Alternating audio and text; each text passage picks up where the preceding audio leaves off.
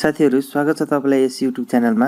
आजको यस भिडियोमा म तपाईहरुलाई फेसबुकबाट डिलिट भएको मेसेज अनि त्यसपछि मेसेज सहित तपाईको फेसबुक तपाईले कुन फेसबुकमा कमेन्ट गर्नुभयो, कसलाई पोस्ट गर्नुभयो हैन, कुन ग्रुपमा जोइन गर्नुभयो लगायतका यिनी सबै इन्फर्मेसनहरु फेसबुकमा गरेको कसरी डाउनलोड गर्ने, कसरी हैन त्यसलाई रिकभर गर्ने भन्ने विषयमा म तपाईलाई जानकारी दिन गइरहेको छु। भिडियोलाई स्किप नगरेर लास्टसम्म हेर्दिनु होला है भन्दै आउनुस भिडियो सुरु गरौँ साथीहरु।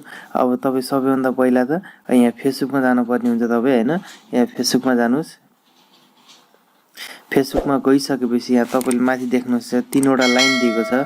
माथि राइट ह्यान्ड साइडको टपमा तीनवटा लाइनमा क्लिक गर्नुस् अनि त्यसपछि तल स्क्रोल डाउन गर्नुस् हैन। यति गइसके तपाईले देख्न सक्नुहुन्छ सेटिङ एन्ड प्राइभेसी भनेको छ। यसमा क्लिक गरेर यहाँ तपाईले देख्न सक्नुहुन्छ सेटिङमा क्लिक गर्नुस्। अब यति सेटिङमा क्लिक गरिसके तपाईले यहाँ तल स्क्रोल डाउन गर्नुपर्ने हुन्छ। यहाँ तल आउनुस् हैन। तल आइसके यहाँ देख्न सक्नुहुन्छ एक्सेस योर इन्फर्मेसन भनेको छ। यसमा जस्ट क्लिक गर्नुस्। अब तपाईले यहाँ देख्न सक्नुहुन्छ यहाँ अब यति भएपछि तपाईले यहाँ के डाउनलोड गर्न सक्नुहुन्छ, यो के इन्फर्मेसन तपाईले पाउन सक्नुहुन्छ त फेसबुकबाट भनेर यहाँ तपाईले राम्रोसँग पढ्न सक्नुहुन्छ। Post, photo and video, comments, like अनि friends, following and followers, messages, groups, event, profile information हैन, तपाईको pages, marketplace, payment history लगायतका यिन तपाई धेरै छन् हैन। तपाईले यहाँ हेर्न सक्नुहुन्छ। अब यति भइसके तपाईले यहाँ डाउनलोडेड इन्फर्मेसनमा क्लिक गर्नुस्। यहाँनेर यति यहाँ क्लिक गरिसकेपछि अब तपाईले म्यानुअली के डाउनलोड गर्ने त भनेर तपाईले यहाँ सिलेक्ट गर्न सक्नुहुन्छ हैन। अब पोस्ट मात्रै, भिडियो मात्रै तपाईलाई हैन, कमेन्ट मात्रै, कमेन्ट, लाइक्स अनि त्यसपछि friends, stories, follower and flowing अनि मेसेजेस हैन। अब तपाईलाई अरु केही पनि चाहिदैन, मलाई मेसेज मात्रै हो भनेपछि तपाईले यहाँ अरु सबैलाई के गर्नु त डिसिलेक्ट गर्दिनुस्। डिसिलेक्ट गर्दै यहाँ मेसेजमा मात्र टिक गर्दिनुस् हैन। अब तपाईले यहाँनेर कुन तपाईलाई आवश्यक पर्ने छ हैन, कुन डाउनलोड गर्न चाहनुहुन्छ त अब यहाँ तपाईले सिम्पली टिक लगाएर है, यसरी टिक लगाएर मलाई यो मात्रै भए हुन्छ भनेर अनि तपाईले यति गरिसकेपछि हैन यहाँ टिक लगाउनुस्। पोस्ट, फोटो एन्ड भिडियो यति टिक लगाएर अरु चाहिँ मलाई चाहिदैन भनेर त्यस्तो चाहन्छ भने अब यहाँ नर्मली डिफल्ट नै रहे हुन्छ हैन। त्यति डिफल्ट नै छोड्दिनु होला। यहाँ डाटा रेन्जमा अल अफ माई डाटा हैन, त्यसपछि यो फर्मेटमा HTML ठिक छ अनि त्यसपछि क्वालिटी हाई नै ठिक छ हैन। अब यति गरिदिसकेपछि यहाँ क्रिएट अ फाइल गर्नुस्।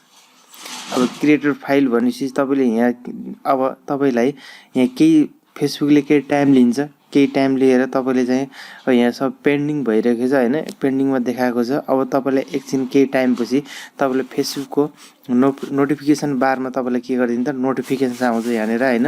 यदि नोटिफिकेसन तपाईको फाइल रेडी भयो अब डाउनलोड गर्नुस् भनेर उले चाहिँ दिन्छ हैन। अनि त्यसपछि तपाईले डाउनलोड गर्न सक्नुहुन्छ। म चाहिँ वेट गर्छु साथीहरु। यहाँ मेरोमा नोटिफिकेसन आइसकेको छ। हेर्न सक्नुहुन्छ your Facebook information file is ready to download भनेर यहाँ नोटिफिकेसन दिएको छ। अब चाहिँ तपाईले यहाँबाट जस्ट क्लिक गरेर डाउनलोड गर्न सक्नुहुन्छ। जस्ट क्लिक गर्नुस् यसमा। अब क्लिक गरेपछि तपाईको यहाँ देख्न सक्नुहुन्छ फाइल अब 2 GB को फाइल रहेछ यसमा हैन। 2 GB को फाइल चाहिँ मेरो यहाँ यसमा क्रिएट भएको छ। यसलाई चाहिँ सिम्पली डाउनलोड गर्नको लागि के गर्नुस् त यहाँ डाउनलोडमा क्लिक गर्नुस्। अब यहाँ गुगल क्रोमबाट जाउँ हैन। यति भइसकेपछि गुगल क्रोममा जानलाई तपाईले पासवर्ड र यसमा आइडी राख्नु पर्ने हुन्छ। म राख्छु। राखिसकेको छु मैले। अब